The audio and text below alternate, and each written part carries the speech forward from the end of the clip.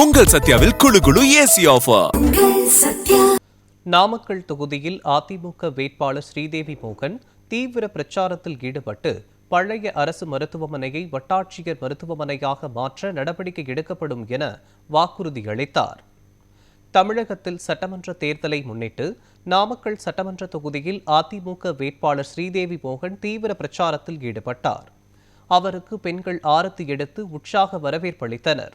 அப்போது பொதுமக்களிடம் பேசிய அவர், நாமக்கல் பழைய அரசு மருத்துவமனையை 24 மணி நேரமும் செயல்படும் மருத்துவமனையாக மாற்ற நடவடிக்கை எடுக்கப்படும் என்றும், அதிமுக ஆட்சி அமைந்தவுடன் குடும்ப அட்டைதாரர்களுக்கு 10,000 ரூபாய் வழங்கப்படும் என்றும் தெரிவித்தார்.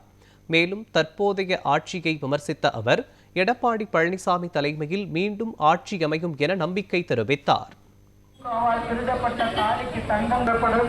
திமுகவால் திருடப்பட்ட லேப்டாப் திட்டம் மீண்டும் எடப்பாடியாரால் கொடுக்கப்படும். மக்களினுடைய நலனை எதிர்பார்த்து உழைத்துக் கொண்டிருக்கின்ற அண்ணா திராவிட நமது காலமாக இருக்க வேண்டும்.